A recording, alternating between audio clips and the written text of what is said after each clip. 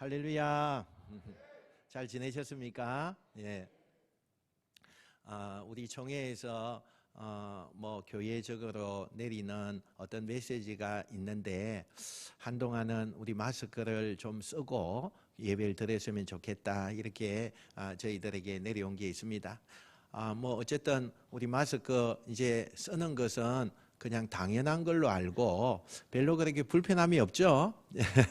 그래서 한동안은 우리 마스크를 좀 쓰면서 예배를 드리는 게 좋겠다 생각이 되어집니다.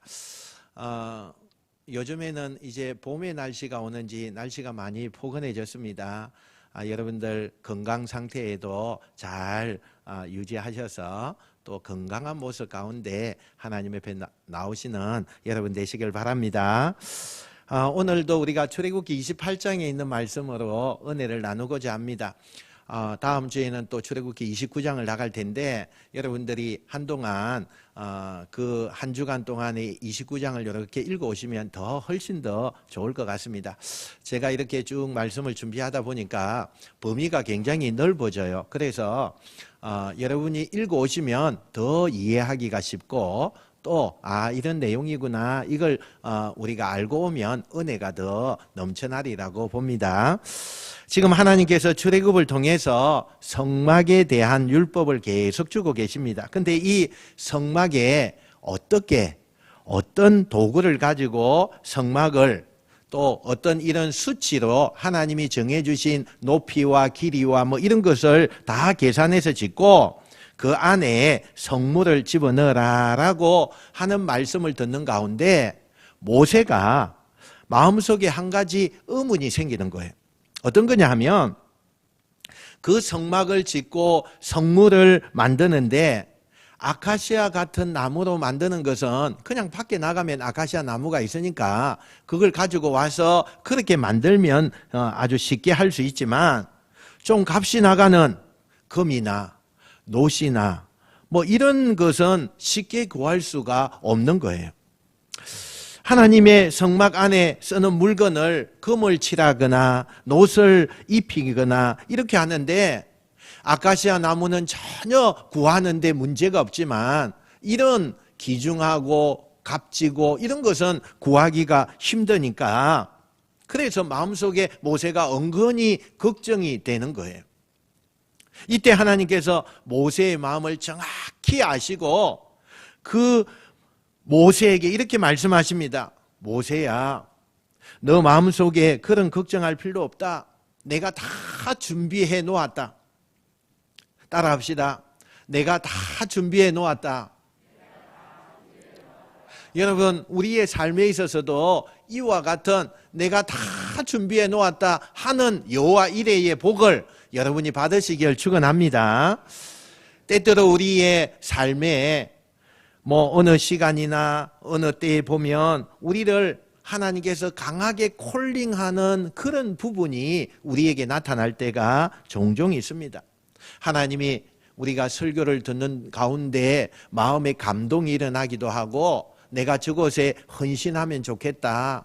내가 모든 것 가운데 이건 진짜 좀 하고 싶다. 이렇게 하나님이 강한 은혜로 콜링이 되어질 때에 현실을 보니까 너무나 그 콜링에 답을 할 수 없는 현실을 가지고 있을 때가 종종 있습니다. 내가 지금 회사를 다녀야 되고 경제적으로 너무나 아직까지 힘들고 또 자녀들의 문제가 있고 가정에 문제가 있는데 하나님은 자꾸 말씀을 들을 때마다 나에게 콜링을 하시는 거예요. 그런데 현실은 그걸 뒷받침해 줄 수가 없는 거예요. 마음대로 하고 싶은 마음은 내 속에서 일어나고 있지만 내 현실이 그걸 받쳐주지 않으니까 참 어렵다 이렇게 생각이 되어질 때가 있어요. 그때 여러분 오늘 말씀을 생각하셔야 돼요. 하나님이 여러분을 부르실 때는 여러분도 모르게 하나님이 이미 준비해 놓고 부르시는 줄 믿으시길 축원합니다. 그 옛날 모세에게도요 근심과 걱정이 있을 수밖에 없죠. 쉽게 구할 수 있는 것은 우리가 밖에 나가서 금방 아카시아 나무 그거 배워와서 만들면 돼요. 그런데 금이나 노시나 이런 것은 어떻게 준비해요? 준비할 수가 없는 거예요. 그런데 하나님께서 이미 준비해 놓고 여러분을 부르시는 거예요. 이미 준비해 놓고 모세에게 지시하는 거예요. 내가 준비했으니 걱정하지 마라. 내가 구하는 거 그거 내가 어디에 가든 준비된 대로 쓰임받게 할 테니 너 걱정하지 말고 염려하지 마라. 여러분, 돈이 문제가 아닙니다. 여러분, 일터가 문제가 아닙니다. 가정이 문제가 아닙니다. 하나님께서 어떤 방법으로든 간에 여러분에게 그런 마음과 감동과 은혜를 주셨다면 준비해 놓으셨기 때문에, 할렐루야, 준비해 놓으셨기 때문에 콜링한다는 거예요. 여러분, 하나님은 준비시켜 놓고 우리에게 일을 맡기시는 분이십니다. 아무것도 안 해놓고 너 이거 해라 그러시는 분이 아니라는 거예요. 손에 연장을 주고 일하게 하는 그 주인처럼 우리에게 감동을 주시고 우리에게 말씀을 통하여서 은혜를 주시고 우리에게 도전을 주실 때, 여러분, 그때는 믿음으로 우리가 일어서야 돼요. 하나님이 준비시켜줬구나, 하나님이 어떻게 하든지 간에 이 일을 하게 만드시는구나, 그런 믿음을 가지고 우리가 하나님 앞에 나아갈 때에, 그 일에 우리가 뛰어들 때에 반드시 열매가 맺히는 줄로 믿으시길 축원합니다. 이렇게 모세를 안심시켜 놓고 하나님께서 계속해서 성막에 대한 여러 규정을 말씀하십니다. 어떤 규정을 주시느냐, 오늘 본문 1절 2절 우리 한번 하나님 앞에 읽어보겠습니다. 시작. 너는 이스라엘 자손 중 내 형 아론과 그의 아들들 곧 아론과 아론의 아들들 나답과 아비후와 엘레아살과 이다말을 그와 함께 내게로 나오게 하여 나를 섬기는 제사장 직분을 행하게 하되 내 형 아론을 위하여 거룩한 옷을 지어 영화롭고 아름답게 할지니. 아멘. 여러분, 성막을 지었잖아요. 그러면 이제 성막을 관리할 제사장에 대한 규정을 주시는 거예요. 지금으로 말하면 교회에서 일할 수 있는 목회자를 하나님께서 그 당시에 세우시는 거예요.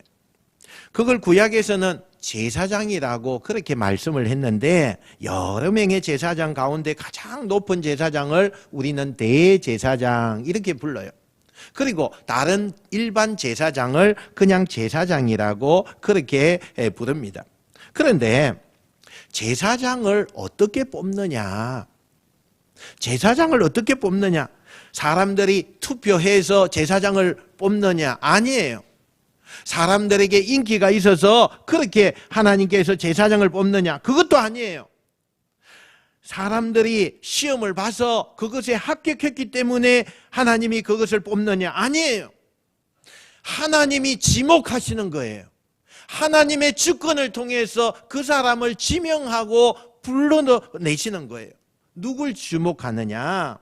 모세야, 이 성막을 관리하고 성막에서 일할 거룩한 일을 하는 제사장은 너의 형 아론을 세우고 그 아론을 대제사장으로 세운 다음에 그의 아들들 제사장으로 너희가 돕게 해라. 그리고 이 제사장의 역할은 아무나 하는 것이 아니다.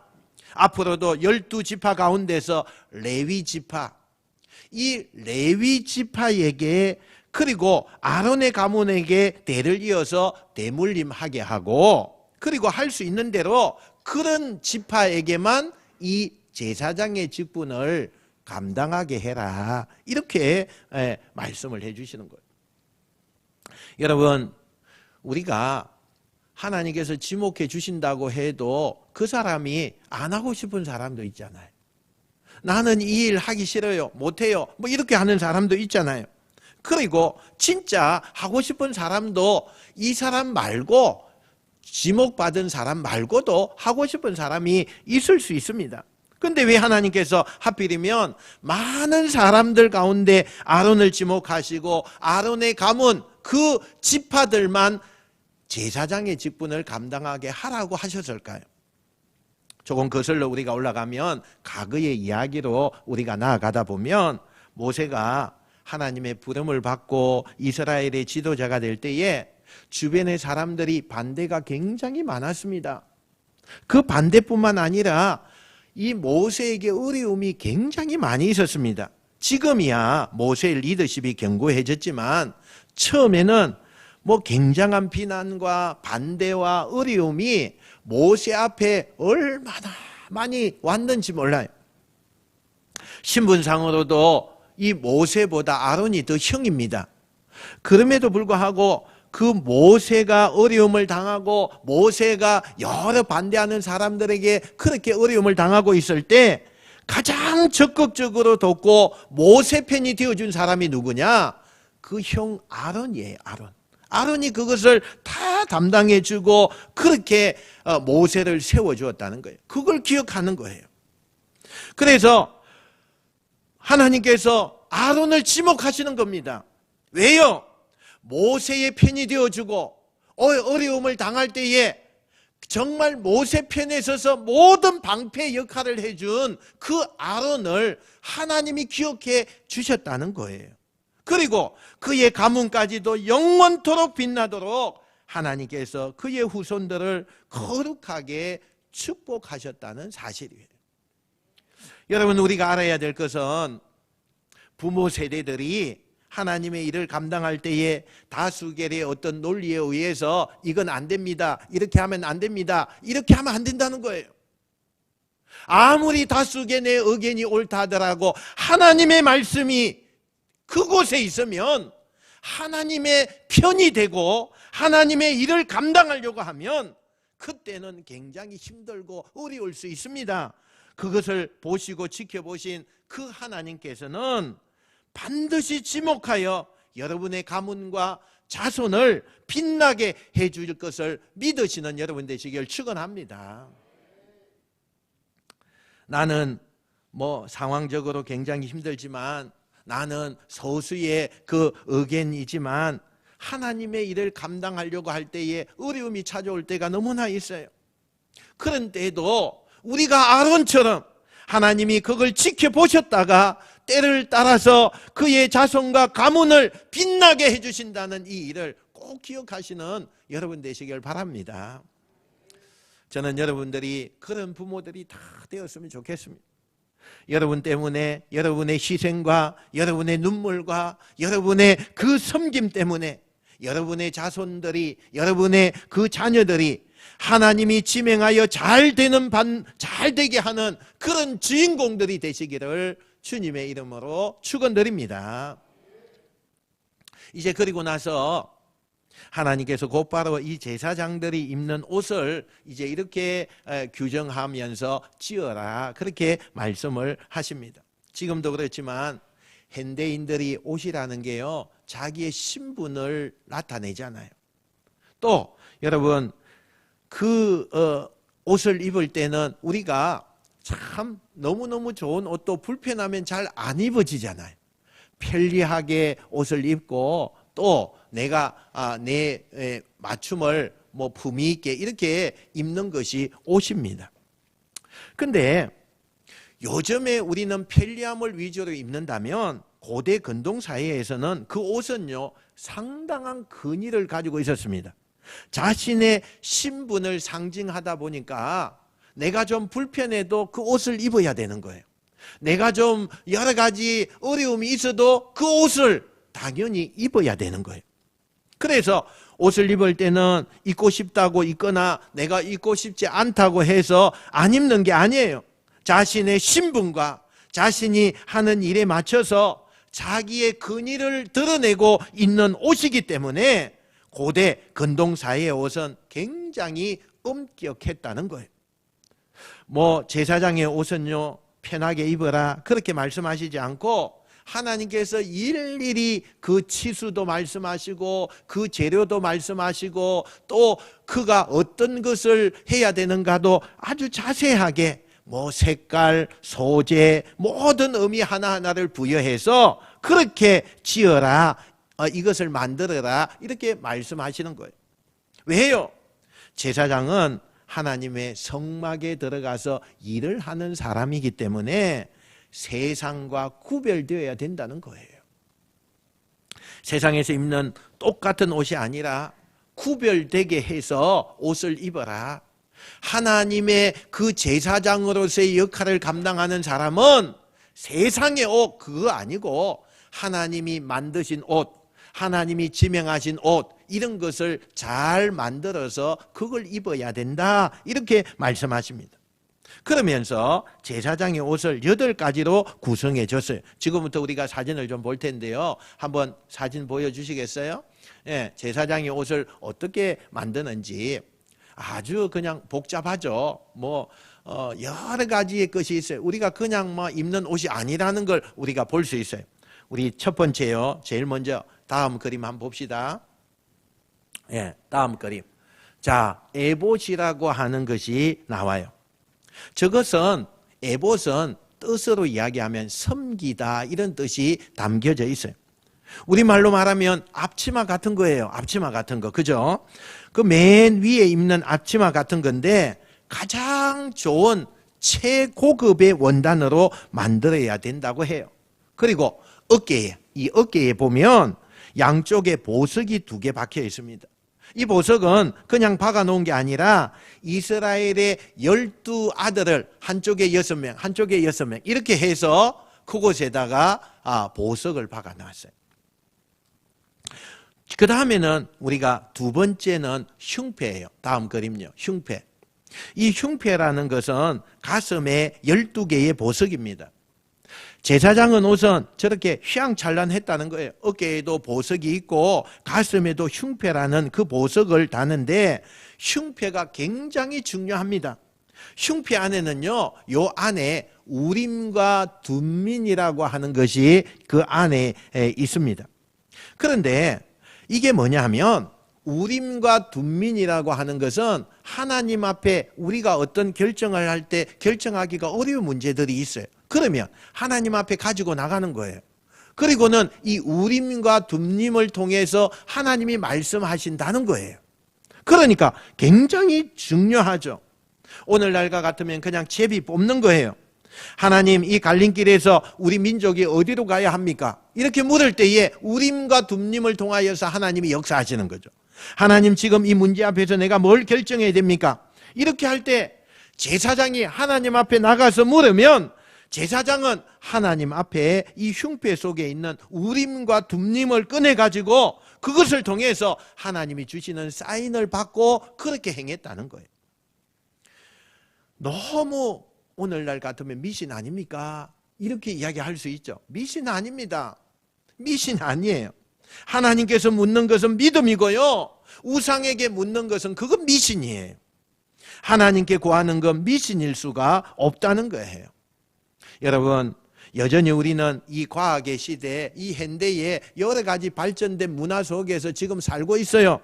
그런데도 불구하고 하나님 앞에 묻는 우림과 둠민의 그 인생이 돼야 될 줄로 믿습니다.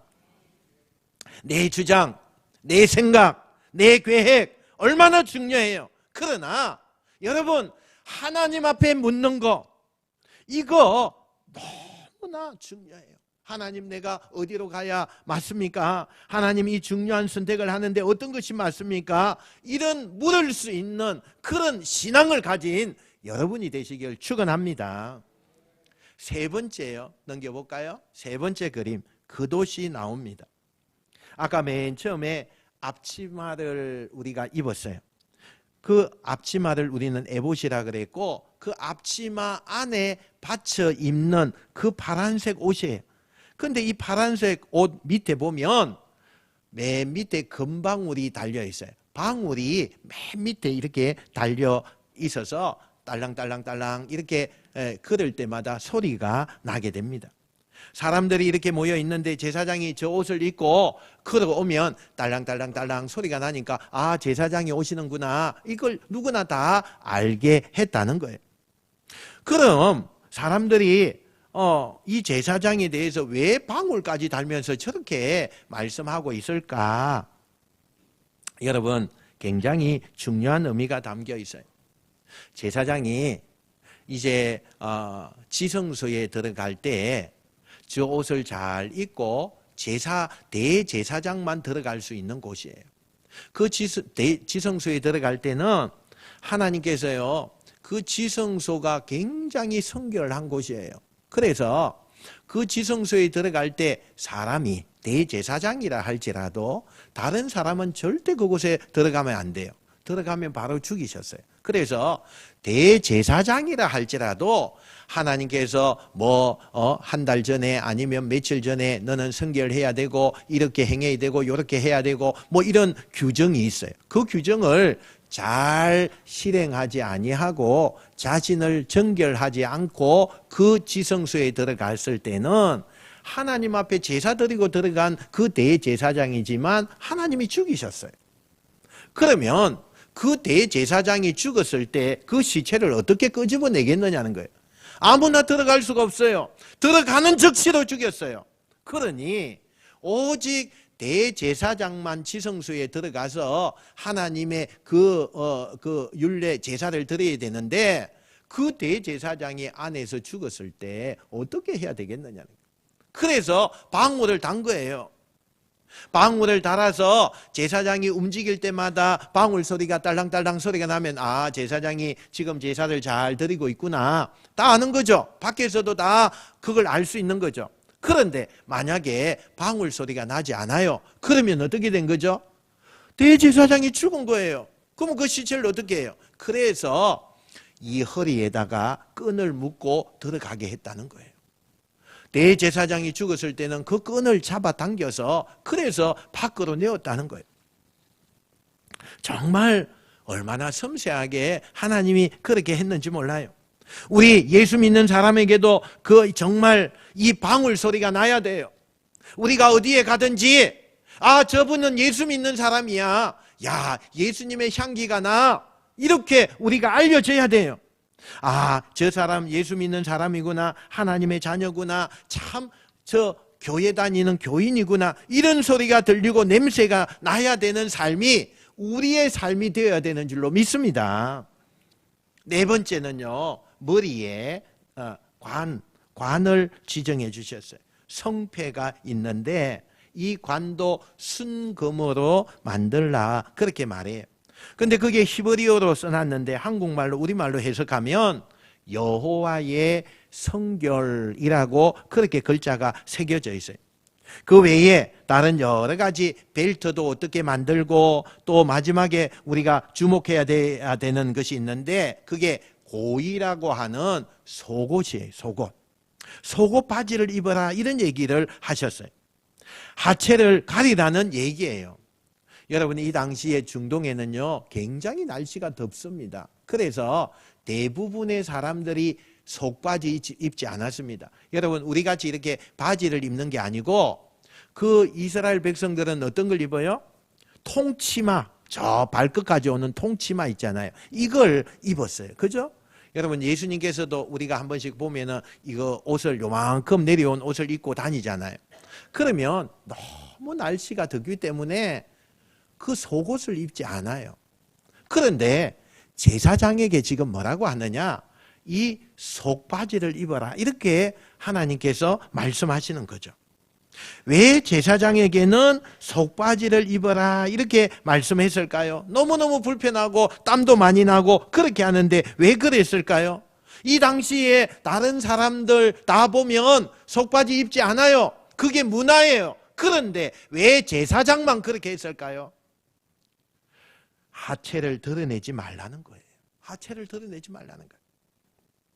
하나님 앞에 경건해야 되기 때문에 가리고 감춰야 될 것은 그것을 하나님은 감춰야 된다. 이렇게 말씀하는 의미예요. 단지 첫 번째 우리 지금 나와 있는 사진에서 8개의 옷을 규정해 주신 것은 이것은 대제사장이 입는 옷이고 이 가운데 일반 제사장은 저 가운데요 속옷, 관, 허리띠, 속바지 이 4개만 입도록 했어요. 그러니까 대제사장은 8가지를 다 구비해서 입어야 되지만 일반 제사장은 반만 입어도 되게끔 규정을 만들었다는 거예요. 왜 대제사장은 8개를 다 입으라고 하신 걸까요? 여러분 사실은 어떤 옷이든지 간에 일하기 편해야 되잖아요. 그런데 제가 설명한 저게 그냥 입으면 되는 게 아니에요. 가서 묻고 또 맞춰야 되고 이걸 여기다가 흉패를 달아야 되고 그 안에 뭘 집어넣어야 되고 시간도 많이 걸려요. 또 그게 하나하나 하는 게 얼마나 귀찮겠어요. 여러 가지 것이 있다 보니까 너무 귀찮아요. 그런데 하나님께서 하나님이 일하려고 하는 그 대제사장에게 귀찮고 시간이 많이 걸리지만 반드시 이걸 하라는 거예요. 반드시 하라는 거예요. 왜요?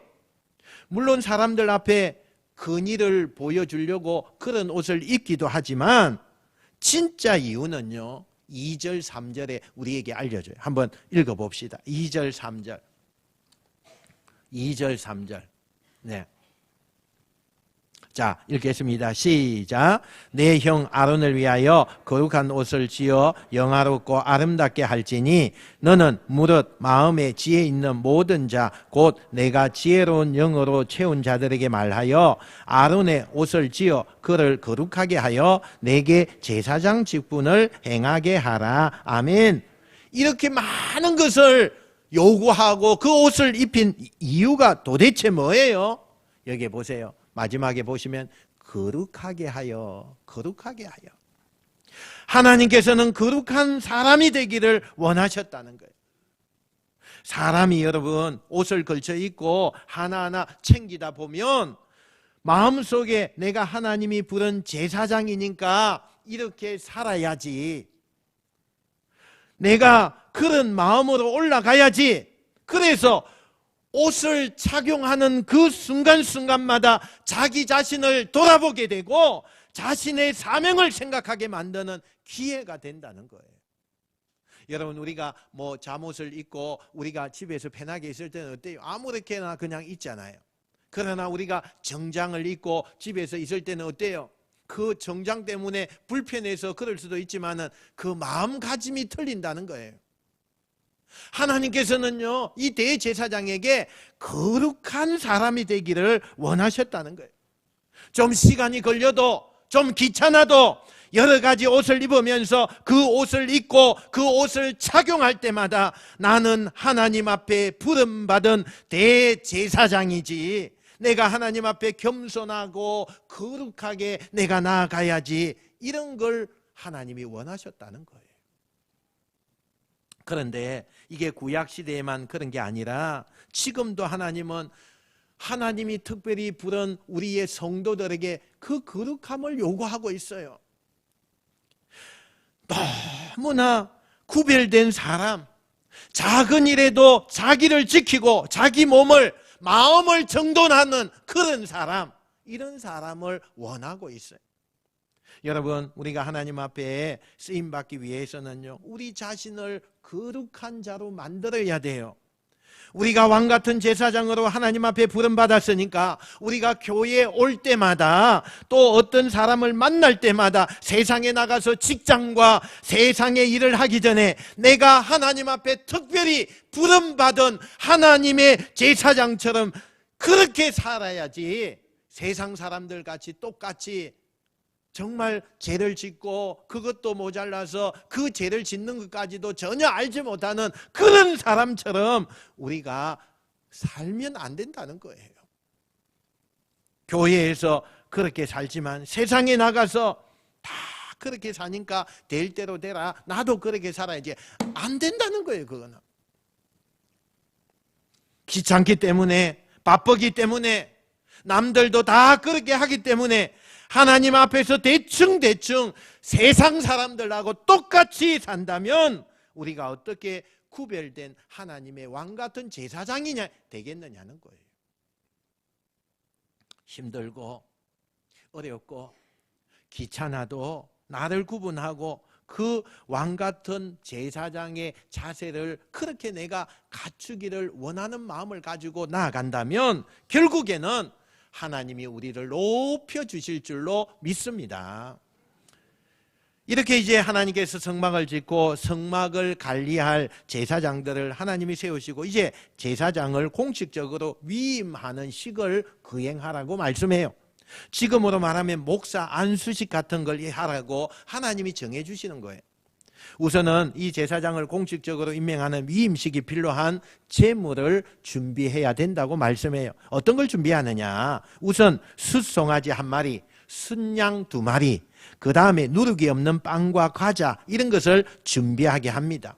그리고 이게 이제 이스라엘의 처음 제사장을 세우는 거니까 모세가 이 제사장을 세우는데 주관을 하게 됩니다.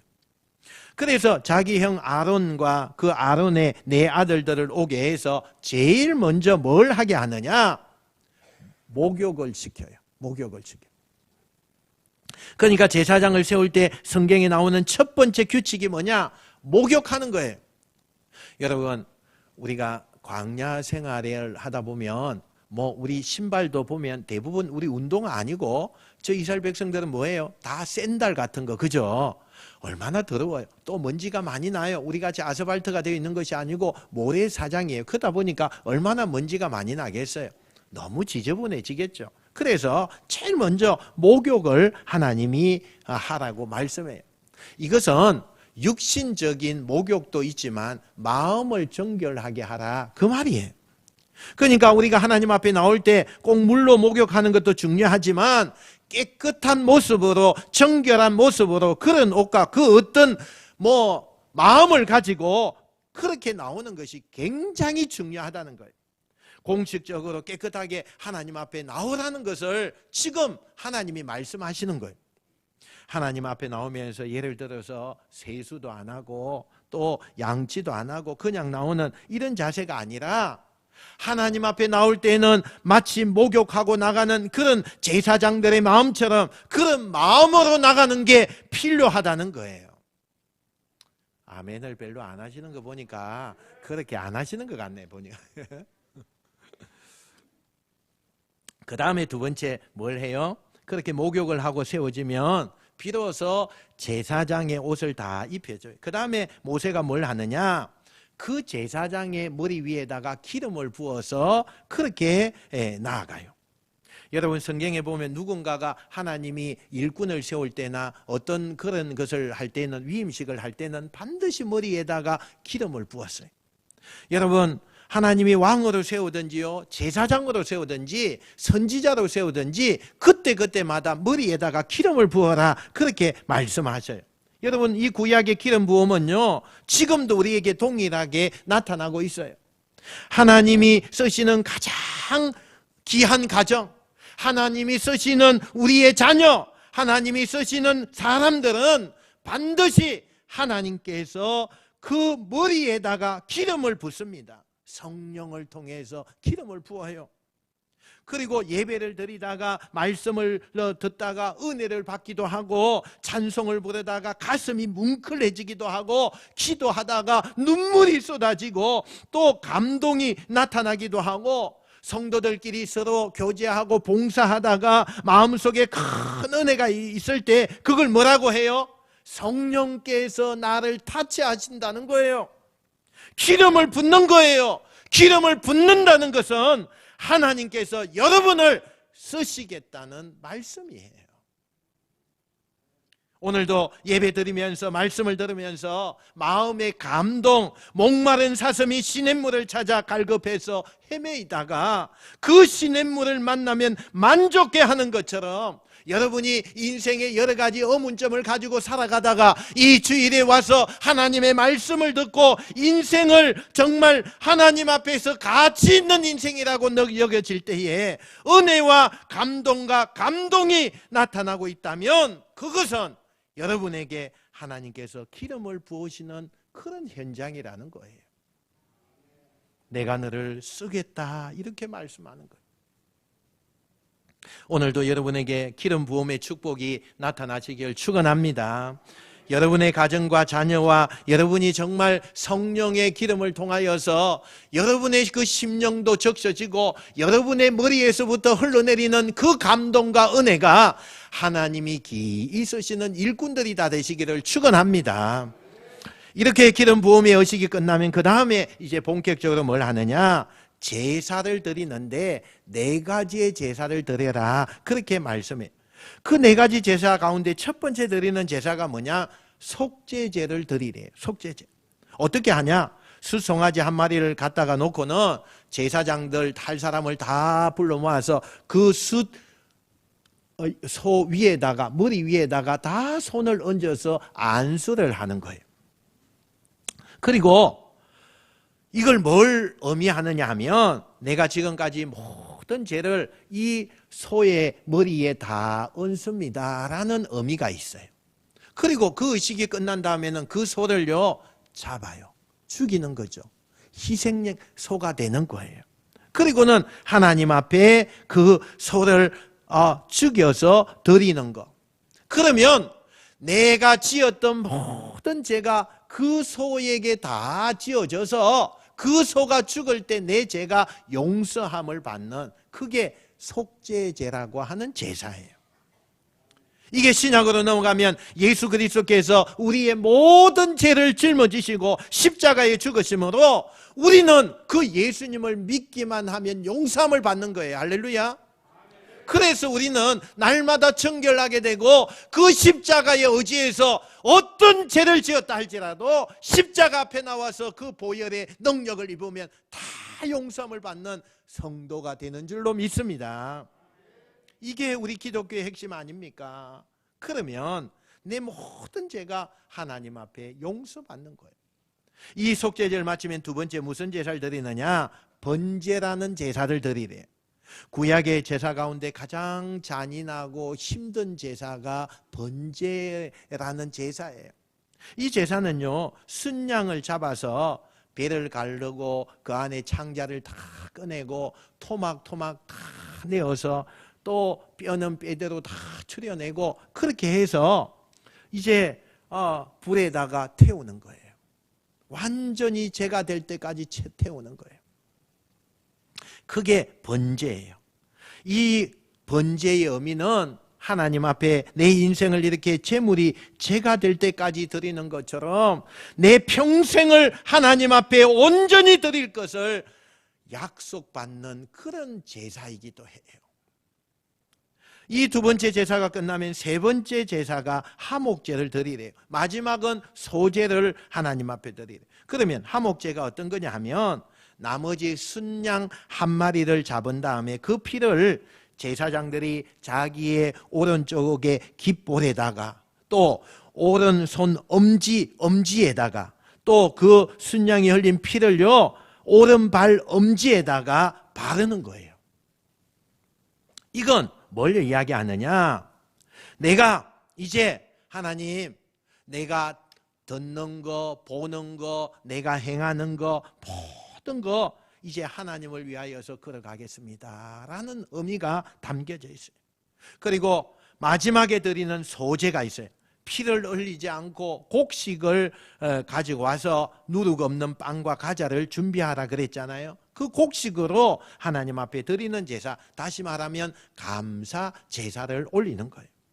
이런 행식을 4번의 제사를 지내게 해요. 그런데 제사장이 되려면 이렇게 4번의 제사를 드리면 끝나는 것이 아니라 이 4번의 제사를 매일같이 드리는 거예요. 언제까지? 7일 동안. 내가 위임식을 받는 그날부터 앞으로 7일 동안 이 제사를 매일같이 드리라는 거예요. 아니, 위임식 때 받을 때 그때 드리면 그냥 다 끝나면 될 텐데 왜 7일 동안에 매일 똑같은 제사를 그렇게 드리라고 말할까? 이 제사장들도 세상의 습관이나 세상의 생각이나 세상의 어떤 이런 것을 가지고 있기 때문에 매일 7일 동안에 드리라는, 이 7자는요 우리가 알다시피 완전한 숫자예요. 그래서 완전할 때까지 드리라는 거예요. 근데 여러분, 여기에서 우리가 주목해야 될 것은 이 절차예요. 절차. 우리가 앞에 우리가 4번의 제사를 드릴 때에요, 정말 속죄제, 그 다음에 번제, 그 다음에 화목제, 소제, 이 순서를 반드시 지키래요. 이 순서대로 안 하면 안 된대요. 여러분, 하나님께서 제사장을 세웠는데 옷을 어떻게 입어라, 음식을 어떻게 먹어라, 뭐 어떤 가정으로 이렇게 해라, 이렇게 쭉 이야기하고, 이 제사장들이 이제는 제사를 드리는데 이 네 번의 제사 순서가 바뀌면 안 된다. 이 순서대로 해야 된다. 내가 하나님 앞에 드리는 건데 상황에 따라서 화목제 먼저 드릴 수도 있고 감사제 먼저 드릴 수도 있고 그렇게 해도 될 거 아니냐, 이렇게 말할 수 있지만 아니라는 거예요. 이 순서대로 해야 된다는 거예요. 왜 하나님께서 이 순서를 엄격하게 말씀하고 계시는 걸까? 여기 굉장히 중요한 하나님의 메시지가 담겨져 있어요. 그건 내가 하나님 앞에 용서받은 사람으로서 내가 그것을 내 자신이 모르면 그 다음에 다른 제사, 어떤 다른 예배 드려도 하나님 안 받으시겠다는 거예요. 내 자신이 용서함이 없고 내 자신이 깨끗하지 않고 내가 정결하지 않는데 그 다음에 어떤 제사를 드려도 하나님은 그 제사 나 안 받는다, 이렇게 말씀하신다는 거예요. 그래서 속죄제를 제일 먼저 드리라는 거예요. 여러분, 우리가 이 기독교에서 가장 중요한 핵심이 나 같은 사람이 용서함을 받아서 구원받았다는 이걸 깨닫는 것이 얼마나 중요한지 몰라요. 나 같은 죄인이 하나님의 은혜를 받고 내가 누구길래, 내가 어떤 사람이길래 하나님께서 영원한 저 천국을 선물로 주시고 나를 불러서 예수님의 그 십자가의 보혈로 나를 다 용서해 주시고 이제는 너는 내 자녀다, 이렇게 해주신 것을, 그걸 모르면 어떻게 다른 제사가 드려지겠느냐는 거예요. 우리가 교회에 나와서 찬양 즐겁게 부르고 섬기고 봉사하고 헌신하고 다른 모임도 잘하고 다 좋습니다. 그것도 하나님 앞에 예배고 교제입니다. 그러나 가장 중요한 것은 내가 1대1로 하나님 앞에서 내 죄를 용서받고 정말 하나님이 나를 어떻게 구원해 주셨는가, 이것에 감격이 없다면 아무 소용이 없어요. 이 시간에 나와서 아무리 여러 가지 예배 드린다 해도 아무 소용이 없어요. 그 감격이 정말 놀라워서 드리는 11조, 그 감격이 너무 놀라워서 하나님 앞에 드리는 그 예배, 하나님이 그걸 받으시겠다는 거예요. 나 같은 죄인이 하나님 앞에 용서받아서 내가 이 시간 하나님 앞에 나왔습니다. 내가 이 시간 하나님의 긍휼을 입습니다. 이런 마음이 있지 않는 것은 우리는 다른 제사 드릴 수 없다는 거예요. 그래서 우리에게 날마다 제일 먼저 점검해야 되는 것은 하나님이 나를 용서해 주셨다는 것, 하나님이 나에게 진짜로 용서하심이 있다는 것을 기억하라, 이렇게 말씀해요.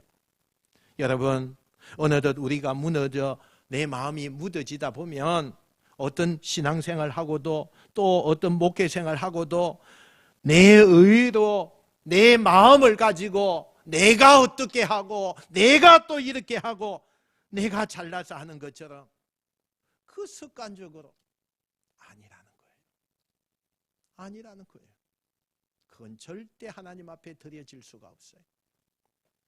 하나님의 은혜가 없다면 어떻게 제가 목사가 되고 어떻게 여러분이 장로가 되고 권사가 되고 집사가 될 수 있어요? 하나님의 은혜 때문에 이 자리에 우리가 예배할 수 있게 되었잖아요. 오늘 우리 나 같은 사람에게 용서와 은혜를 베푸신 그 하나님 앞에 감격하는 마음, 이 첫사랑의 마음이 꺼지지 않을 때 우리는 오늘도 거룩한 나라의 거룩한 제사장이 되는 줄로 믿습니다. 한번 따라합시다. 나는 큰 사람입니다. 나는 존귀한 제사장입니다. 여러분, 하나님이 그렇게 우리에게 지칭해 주셨어요. 사랑하는 성도 여러분, 세상 사람들 눈에 나는 별거 아닌 것처럼 여겨질 때가 있어요. 그런 나를 하나님께서 정말 똑똑하고 잘나서 유능한 사람, 이렇게 우리가 나 같은 사람을 그렇게 볼 수도 있어요. 하지만 존귀한 제사장으로 하나님이 부르셨으니 존귀한 사람으로 부르신 하나님께서 나를 그 사람으로 만들어 주셨으니 나는 거기에 감사하고 하나님의 기대가 있어서 나를 그렇게 부르셨다는 것을 알고 그 하나님의 기대에 맞게끔 저와 여러분이 걸맞게 살아가게 되시기를 주님의 이름으로 축원드립니다. 축원드립니다. 기도하겠습니다.